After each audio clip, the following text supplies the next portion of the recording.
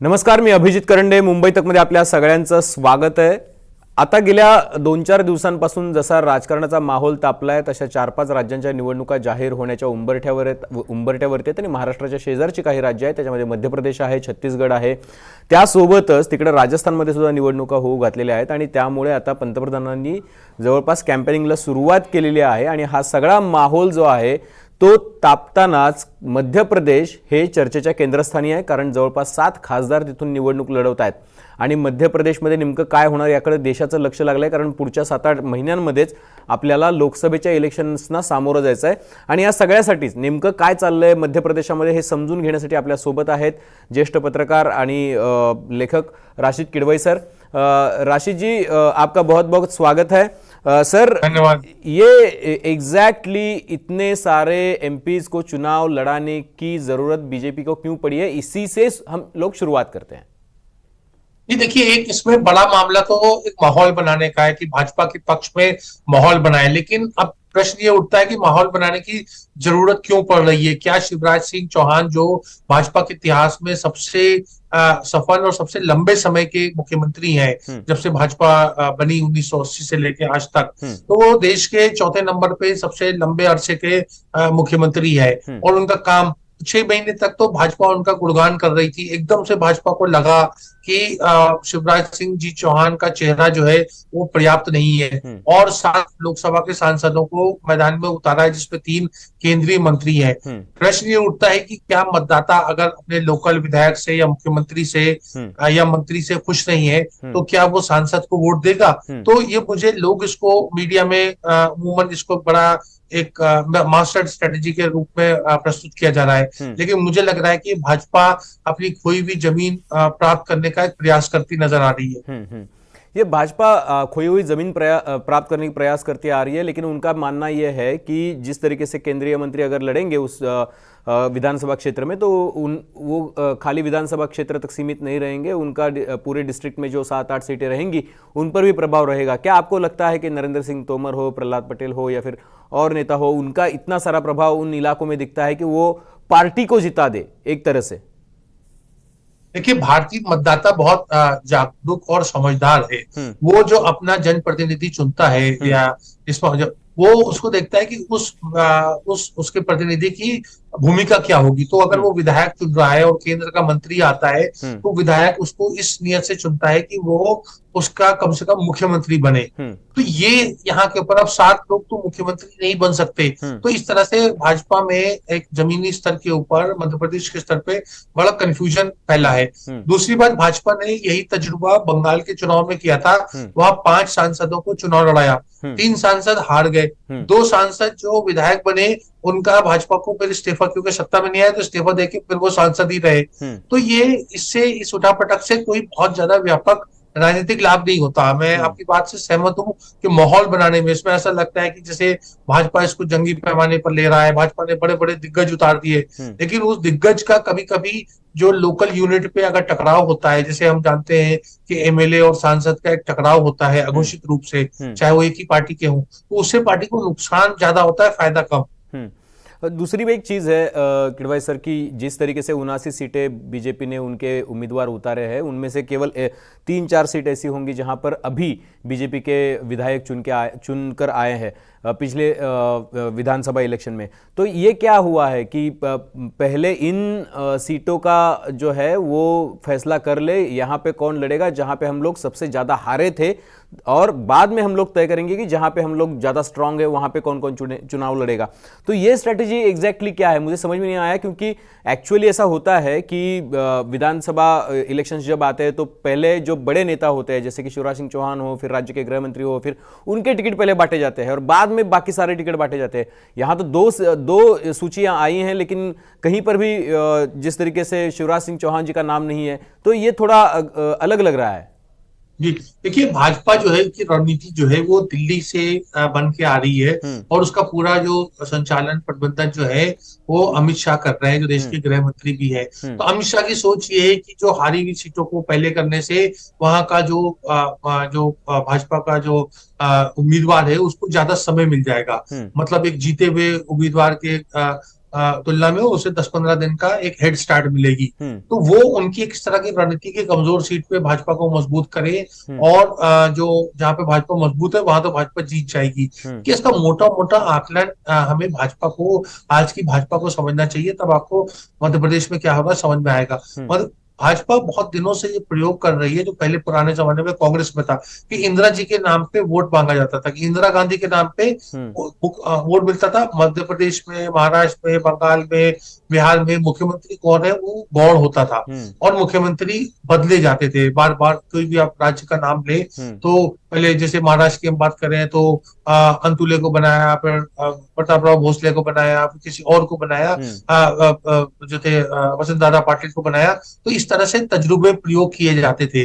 आज नरेंद्र मोदी जी और अमित शाह आश्वस्त है कि हम्म। लोग नरेंद्र मोदी जी के नाम पे वोट देते हैं। हम्म। तो इसलिए उन्हें लगता है कि मोदी के नाम पे जब वोट पड़ेगा, हम्म। और बाकी सब कार्यकर्ता, हम्म। तो कोई मुख्यमंत्री पद का दावेदार, कोई केंद्र मंत्री, उनकी सिर्फ एक आइडेंटिटी है हम्म। कि वो भारतीय जनता पार्टी के सदस्य हैं, कार्यकर्ता है, और उनको जिताने में भाजपा, अमित शाह और नरेंद्र मोदी सक्षम है। ये सारा का सारा जो मॉडल है, ये गुजरात मॉडल है। आपने गुजरात में गौर किया होगा, पिछली बार जो यस। चुनाव हुए, हम्म। तो उन्होंने जितने भी काबीना के मंत्री थे सबको हटा दिया, हम्म। और सबके नए लोगों को कैबिनेट मिनिस्टर बनाया, हम्म। और वो सब के सब गुजरात में बहुत बड़ी विजय हासिल हुई। हम्म। लेकिन एक बात समझनी चाहिए कि गुजरात की राजनीतिक स्थिति और मध्य प्रदेश की राजनीतिक स्थिति में जमीन आसमान का अंतर है।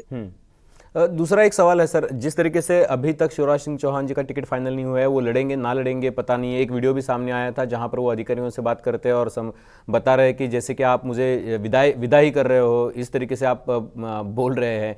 तो ये एक गलत मैसेज भी जा रहा है एक तरीके से। जो लोकप्रियता थी मामा जी की, तो मामा जी पर ही गाज पड़ेगी ऐसा दिख रहा है। ये थोड़ा ऐसा मैसेज जा रहा है।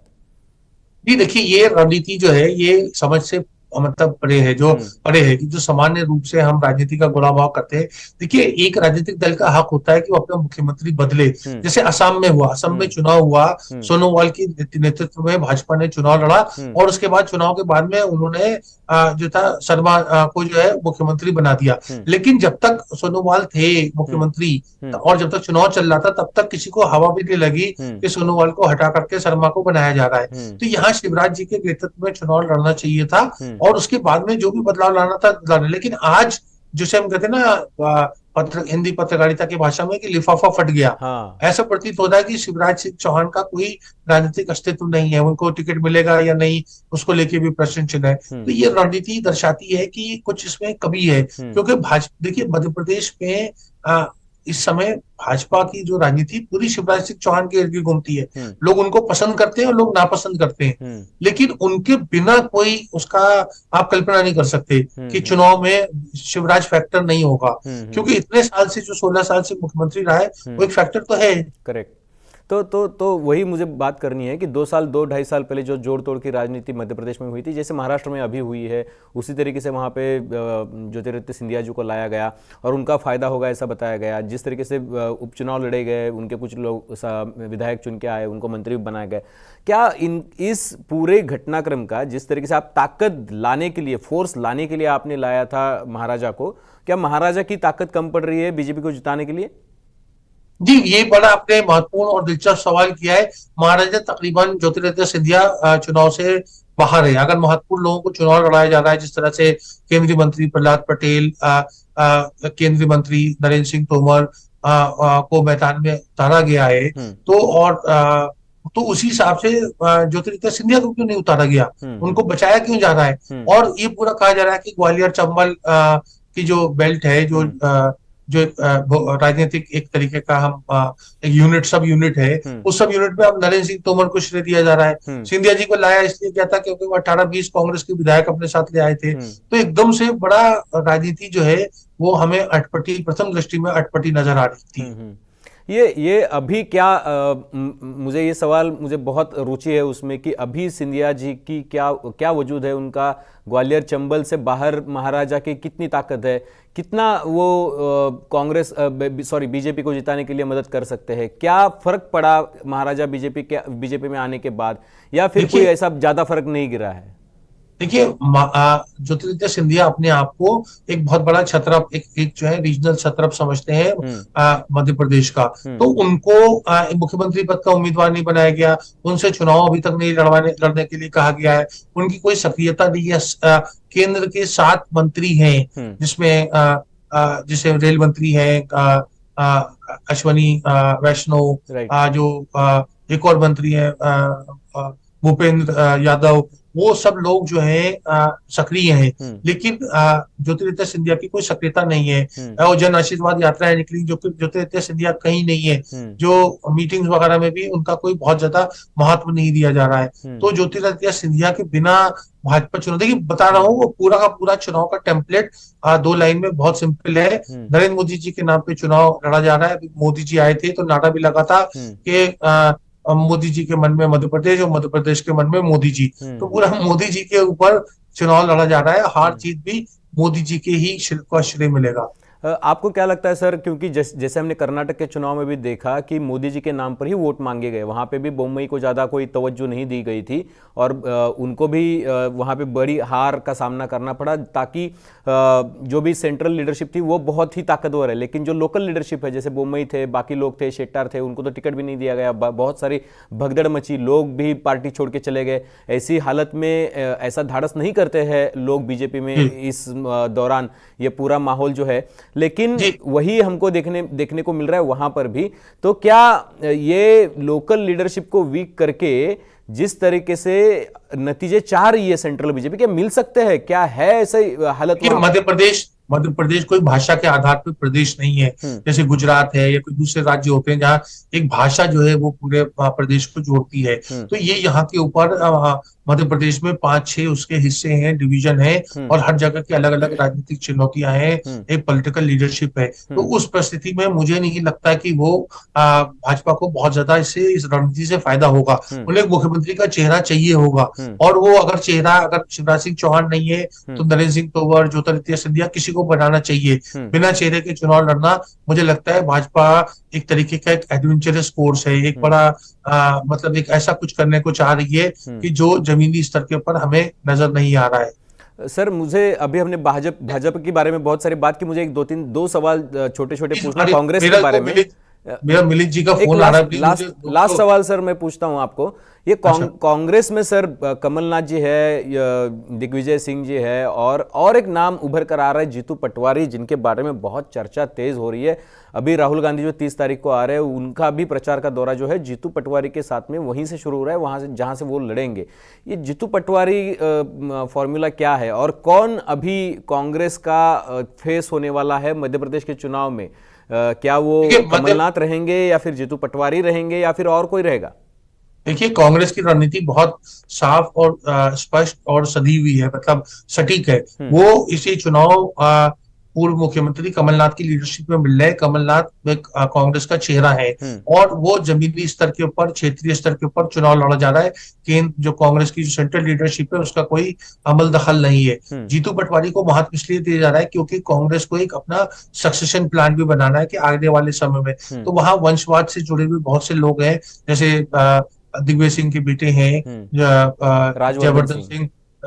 जयवर्धन सिंह, वो मंत्री हैं, मंत्री थे पिछली बार जब कमलनाथ की सरकार थी। कमलनाथ के खुद बेटे हैं। मुझे लगता है राहुल गांधी की सोच है कि वो कोई आम, मतलब जो वंशवाद से नहीं आया हो, जिसका आप नाम ले रहे हैं जीतू पटवारी, उसको आगे बढ़ाए। तो एक भविष्य की रणनीति है, जीतू पटवारी को महत्व दिया जा रहा है। जीतू पटवारी भी कमलनाथ की सरकार में जो थे वो मंत्री थे, कैबिनेट रैंक मिला था। तो ये एक कांग्रेस का एक पैटर्न है कि अभी कमलनाथ मतलब वर्तमान में, और भविष्य के लिए जीतू पटवारी, उसकी कवायद चल रही है। तर हे होते राशिद किडवाई, ज्यांनी मध्य प्रदेशमधल्या भाजपामध्ये नेमकं काय चालू आहे, नेमकं अजूनही 2 लिस्ट जाहीर झाल्या उमेदवारांच्या, मात्र त्याच्यामध्ये स्वतः मुख्यमंत्री जे आहेत शिवराज सिंग चौहान यांचं नाव का येत नाहीये, केंद्रीय मंत्र्यांना का उतरवलं जाते, खासदारांना का उतरवलं जाते, लोकल लिडरशिपला का बाजूला ठेवलं जाते, सर्वात सर्वात महत्त्वाचं म्हणजे 2 वर्षांपूर्वी काँग्रेसमधून अत्यंत गाजावाजा करून ज्या ज्योतिरादित्य सिंधियांना भाजपमध्ये आणलं नरेंद्र मोदी आणि अमित शहांनी, त्यांचं या निवडणुकीतलं स्थान काय आहे या सगळ्याबद्दल त्यांनी अत्यंत सविस्तर विवेचन केलेलं आहे. मध्य प्रदेशची निवडणूक ही अत्यंत महत्त्वाची ठरणार आहे. पुढच्या काळामध्ये मध्य प्रदेशकडे सगळ्या देशाचं लक्ष असणार आहे.